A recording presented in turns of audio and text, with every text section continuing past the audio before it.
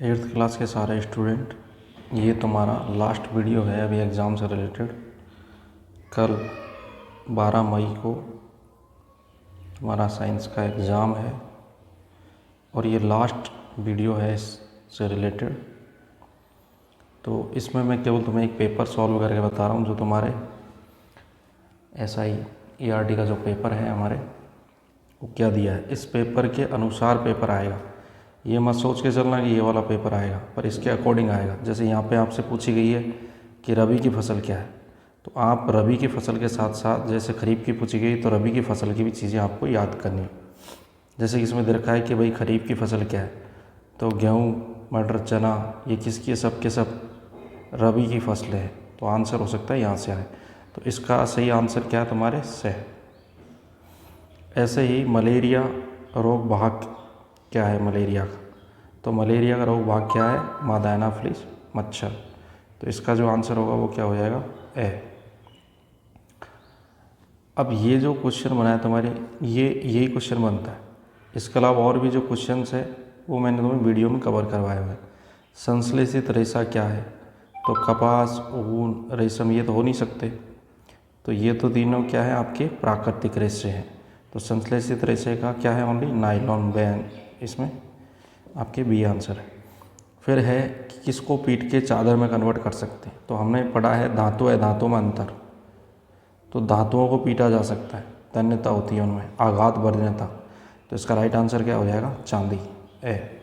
तो इस तरीके से आपको ये पेपर सॉल्व करना है।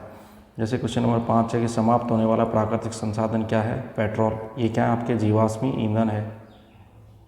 तो क्वेश्चन यही आएगा कि जीवाश्मी ईंधन किसे कहते हैं। जब कल पेपर दे रहे होंगे तो पता चलेगा कि सर जो बता रहे थे वो सब आगे। अब ये क्वेश्चन मैंने आपको काफ़ी डिटेल में कराया वीडियो के अंदर। वनोन्मूलन के कारण क्या है भाई, कृषि को हम वनों को हम कृषि की भूमि प्राप्त करने के लिए काट रहे हैं, ये भी कारण है। ईंधन के लिए लकड़ी चाहिए, ये भी कारण है। और ये भी भीषण सूखा और ये आपके दवानल, ये भी कारण है। तो ये सभी कारण है इसमें। तो इसका आंसर क्या हो जाएगा आपके द।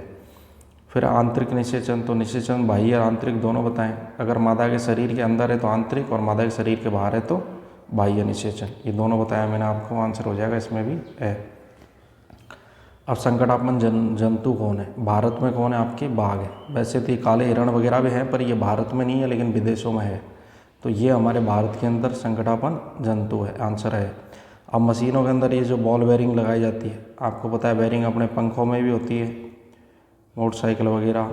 और अगर आप याद करो तो बेरिंग जैसी कटोरी होती है अपनी साइकिल के अंदर, जिसमें छल्ले भरे होते हैं यहाँ पे। अगर जिस साइकिल की रिंग खोल के अगर किसी ने देखी हो तो बेरिंग होती है। तो बेरिंग किसको कम करने के काम आती है, घर्षण को। तो इसका भी आंसर क्या हो जाएगा है। तो आपसे घर्षण से टॉपिक पूछेंगे। फिर है आपके कि निम्नलिखित में से वाक ध्वनि की आवृत्ति न्यूनतम होने की संभावना किसकी। अब न्यूनतम होगी तो मैंने आपसे पहले कहा कि वाक ध्वनि अगर न्यूनतम होगी तो तारत्व क्या होगा, ज़्यादा होगा। और तारत्व ज़्यादा होगा, इसका मतलब आवाज़ कैसी होगी, पतली, तीखी। अब अगर आवृत्ति कम है तो आपको पता है कि पुरुषों की जो आवाज़ है उसकी आवृत्ति काफ़ी कम होती है। तो इसमें आंसर हो जाएगा आपके सही। वीडियो देखोगे तो क्लियर हो जाएगा ये।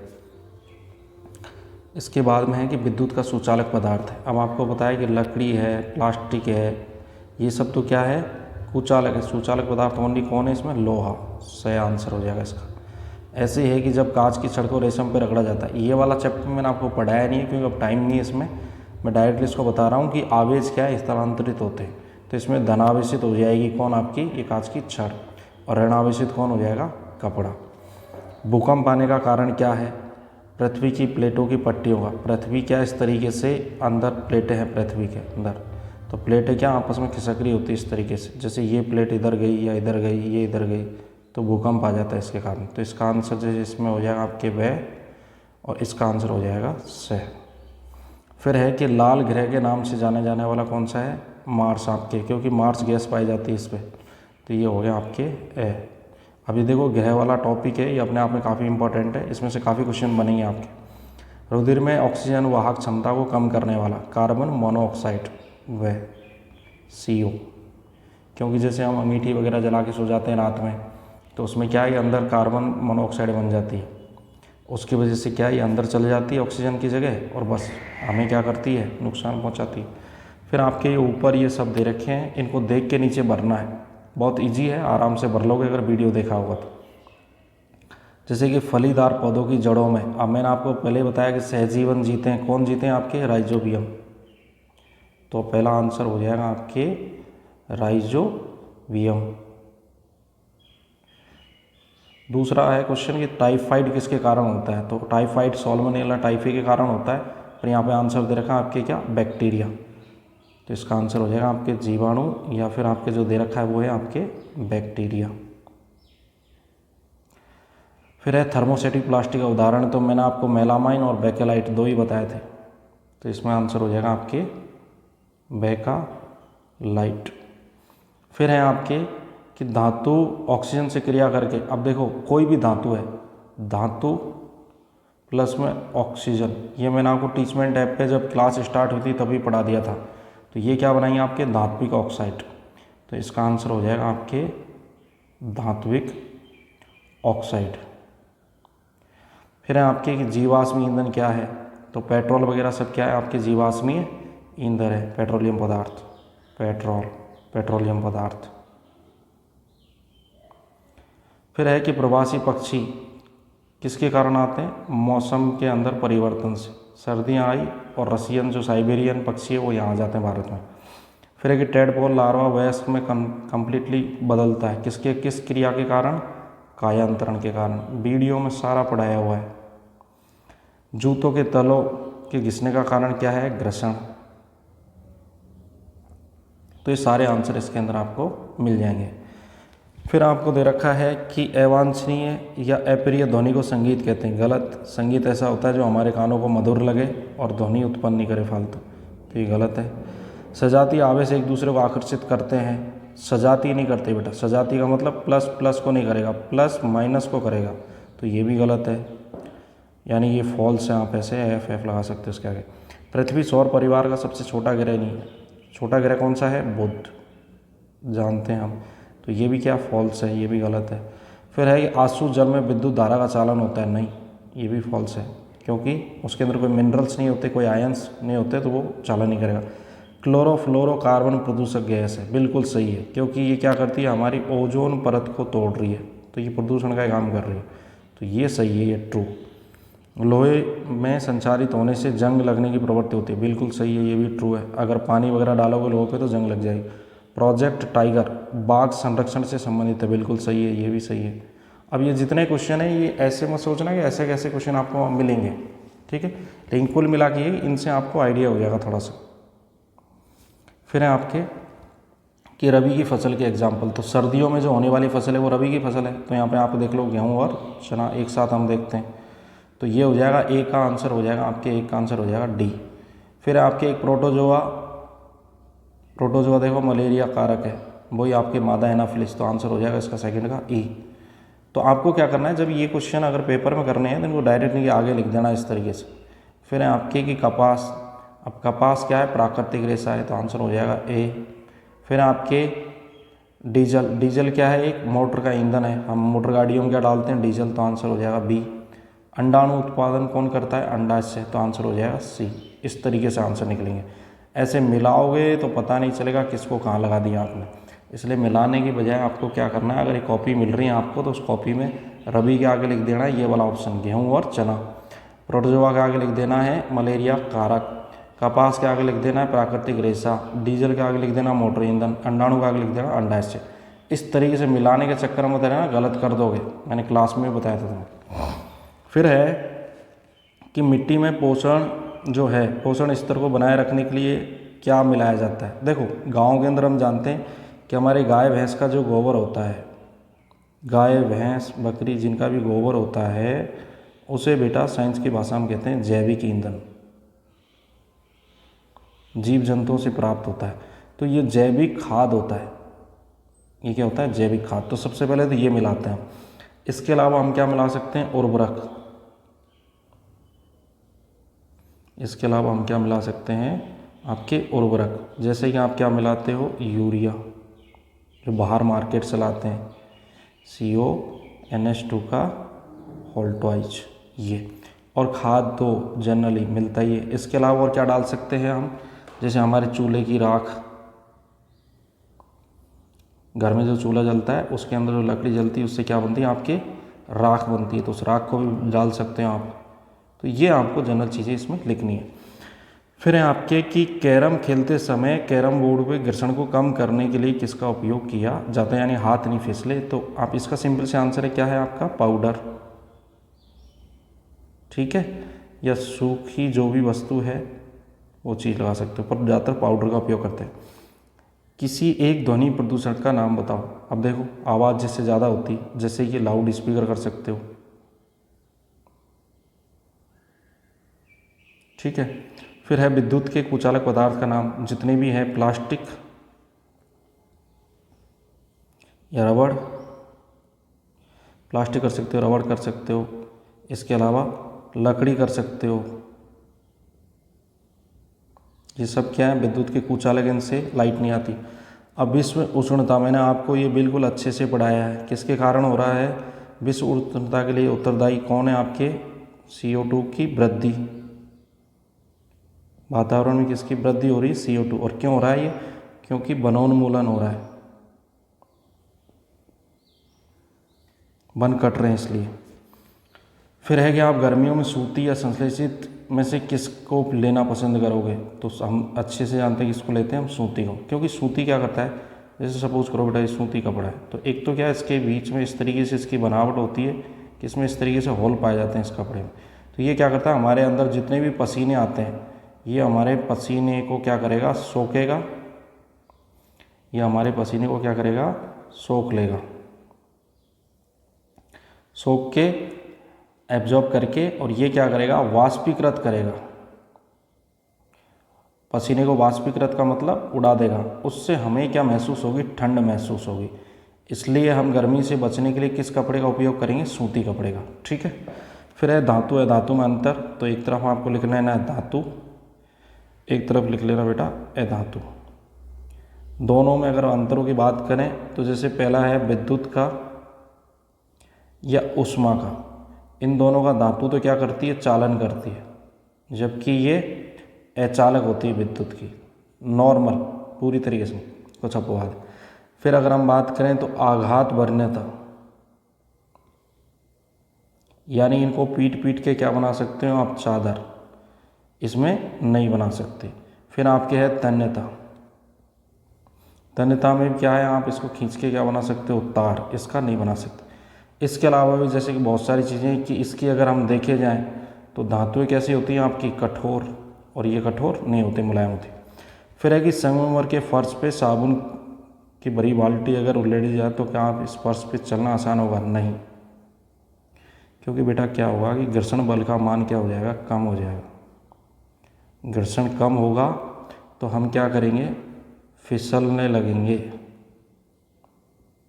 तो चलना आसान नहीं होगा, घर्षण बल का मान क्या हो जाएगा, कम हो जाएगा। ठीक है, इसका आंसर यही है। आग बुझाने के लिए पानी का इस्तेमाल आपूर्ति बंद कर जाती, क्यों, देखो होता क्या है कि पानी के अंदर बहुत सारे मिनरल्स पाए जाते हैं। शुद्ध जल की बात नहीं कर रहा हूँ, शुद्ध का मतलब अशुद्ध जल की बात नहीं कर रहा हूँ। तो पानी के अंदर क्या मिनरल्स होते हैं, तो वो क्या करेंगे कि जो लाइट है उसे रिएक्ट करेंगे, और लाइट यानी करंट आएगा, जिससे कि हमें आघात लग सकता है। इसलिए हम कभी भी पानी का उपयोग नहीं करते हैं। भूकंप से बचने का उपाय क्या है, एक तो क्या करना है कि बाहरी वस्तु जो होगी, बाहरी वस्तुओं से दूर रहना है। ठीक है, इसके अलावा जैसे कि आप अगर घर में हो तो जैसे बहुत भारी वस्तु से दूर रहो, लेकिन छोटी वस्तुओं के पास जा सकते हो। इसके अलावा और क्या कर सकते हो आप कि अगर गाड़ी में हो तो वहाँ से बाहर निकल जाओ, किसी साधन में बैठे हो तो उससे बाहर निकल जाओ। इसके बाद आता है आपके सौर परिवार का नामांकित चित्र बनाएं। अब देखो नामांकित चित्र के लिए बात करें तो सबसे पहले अगर हम बात करें जैसे कि सबसे अंदर कौन है आपके, जैसे कि बड़ी बात करें इसके, तो ये पूरा मैं मिटा रहा हूँ क्योंकि अब इसको बड़ा करके बताते हैं। 1 मिनट, ये जो क्वेश्चन है आपके 15 नंबर कि सौर परिवार का नामांकित चित्र बनाएं। अब सबसे अंदर है आपके सूर्य। सूर्य के अगर मैं बाहर की तरफ बात करूं तो सूर्य के सबसे बाहर यानी कि सूर्य के सबसे निकटवर्ती जो ग्रह है वो है बेटा आपके कौन सा, बुध ग्रह।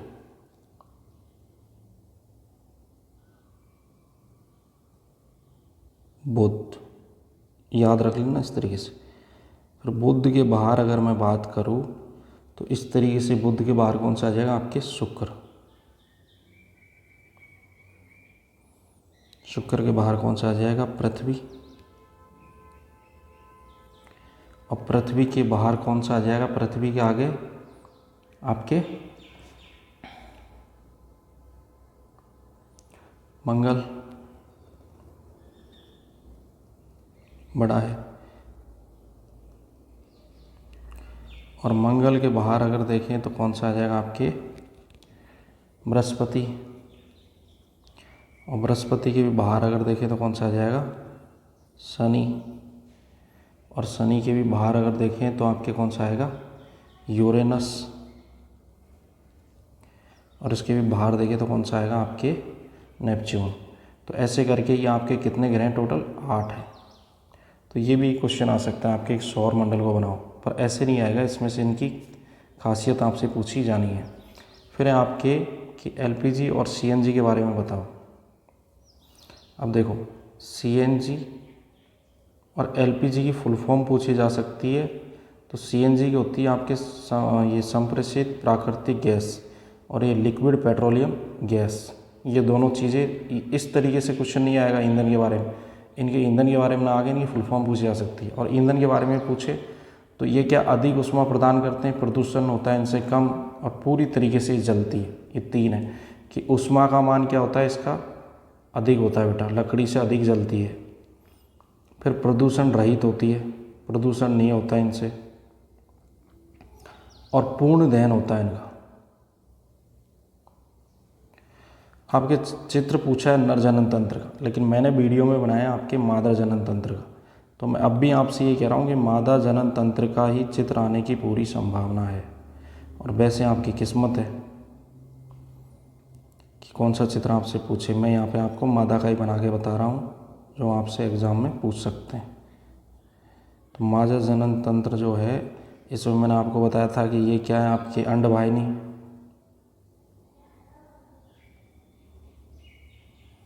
यहाँ पे कौन सी क्रिया होती है बेटा, निषेचन वाली। ये क्या है आपके, अंडाशय, जिसमें क्या बनता है, अंडक, एग। और यहाँ पे क्या आएंगे, स्पर्म आएंगे अंदर इस तरीके से, शुक्राणु। शुक्राणु यहाँ के मिलेंगे तो शुक्राणु और अंडाणु, इन दोनों का मिलना क्या कहलाएगा आपके, निषेचन। और निषेचन के बाद जो चीज़ बनेगी दोनों से मिलके, वो क्या कहलाएगा, युग्मनज। तो ये सारा मेरा पढ़ाया हुआ है आपको। फिर भी मैं आपको ये मादा जनन तंत्र के बारे में दोबारा बता रहा हूँ, वीडियो जाके देखना। नर पूछ लिया है तो पूछने की संभावना कम है। इसके अलावा क्या पूछ सकते हो, शुक्राणु का डायरेक्टली चित्र पूछ सकते हैं आपसे। शुक्राणु का चित्र बनाओ, तो एक चम्मच टाइप का स्ट्रक्चर आपको बना देना इस टाइप से।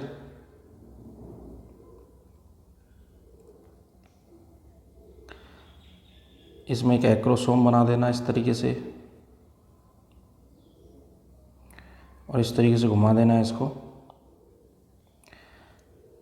ये इसका हो जाएगा पूंछ पाठ, पैल। इसमें क्या इस तरीके से माइटोकॉन्ड्रिया व्यवस्थित होते हैं।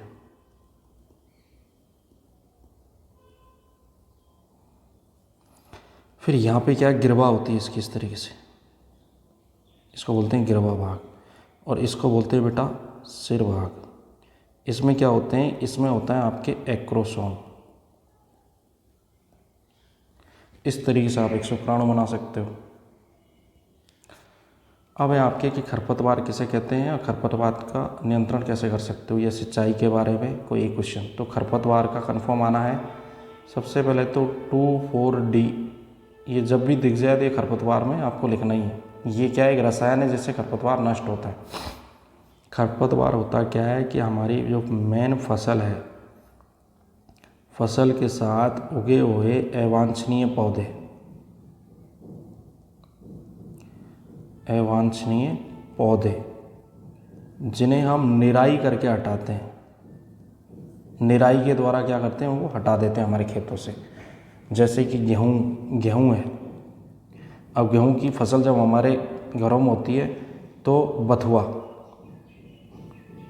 बथुआ क्या है बेटा? खरपतवार है। बथुआ किसका उदाहरण हो जाएगा? खरपतवार का। इसका नियंत्रण करने के लिए आपको क्या है, इनको हटाना पड़ेगा और एक रसायन आता है 2,4-D, इससे भी ये हट जाते हैं। फिर है आपके कि वनोन्मूलन का अर्थ क्या है, इसके कारणों का उल्लेख कीजिए। वनोन्मूलन का अर्थ क्या है? वनों का नष्ट होना, यानी कि पूरी तरीके से धरती पे से वन कम होते जा रहे हैं। ब्राज़ील के जंगलों में आग लगा दी। हम देखते हैं कि झूम कृषि करने के लिए पहाड़ों पे जितने पेड़ पौधे उनको जला रहे हैं पहाड़ी लोग। इसके अलावा आपको पता है कि अगर वनोन्मूलन हो गया तो मैंने वीडियो में अच्छे से बताया है कि वन जाने से क्या होगा कि भूमि का क्या हो जाएगा? मरुस्थलीकरण हो जाएगा, क्योंकि भूमि में क्या होगा? आपके मृदा अपरदन होगा, और मृदा अपरदन होगा तो भूमि मरुस्थल में बदल जाएगी। सबसे मेन जो इफ़ेक्ट होगा वो होगा कि CO2 गैस बढ़ेगी, और CO2 गैस बढ़ गई तो क्या होगा? ग्लोबल वार्मिंग हो जाएगी। यानी आपके CO2 गैस बढ़ने से आपके ग्लोबल वार्मिंग हो जाएगी। वार्मिंग का मतलब आपकी गर्मी बढ़ जाएगी। अब गर्मी अगर बढ़ गई तो प्रलय जैसी संभावनाएं हो सकती है, सूखा बढ़ सकता है। फिर है रेड डाटा बुक, इसके बारे में अच्छे से बताया था मैंने। जो आपके सेकंड क्वेश्चन है इसमें क्या है? संकटापन जातियों का अध्ययन करते हैं।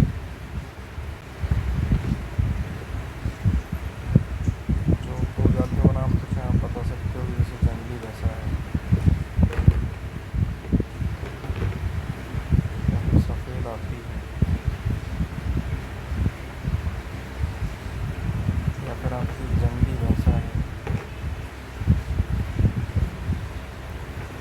या फिर आपके जैसे बाघ है। ये सब क्या संकटापन जातियाँ हैं। बड़ा क्वेश्चन है 4 नंबर का, तो इसके बारे में थोड़ा डिटेल से लिखते हैं। बाकी ये कन्फर्म है, या तो ये वाला या फिर ये वाला क्वेश्चन आएगा ही आएगा 100%। मच्छर वाले ये मैंने आपको निकाल के बताया है, आप उसमें देख लेना। ये वाले इतने इम्पोर्टेंट नहीं है, पर फिर भी थोड़ा बहुत पढ़ लेना किसकी कैसी ध्वनि है। जल प्रदूषण को नियंत्रण करने का उपाय क्या है, ये आप आराम से कर सकते हो खुद के दिमाग से। तो जितनी भी गंदगियाँ हैं वो जल में मत डालो, फैक्ट्रियों से निकलने वाला, यानी कि जो नदियाँ हैं उनको स्वच्छ रखो, नदियों को स्वच्छ रखो। जो भी आपके फैक्ट्रियाँ हैं, फैक्ट्रियों से निकलने वाला जो केमिकल है उसको डायरेक्ट नदी में नहीं डाला जाए। इसके अलावा जो पानी है उसको इकट्ठा नहीं रोका जाए एक जगह। इसके अलावा जैसे कि जो पानी के नियरेस्ट शहर रह रहे हैं वो अपना कूड़ा कचरा इसमें नहीं डालें। ये जल प्रदूषण को रोकने के उपाय हैं।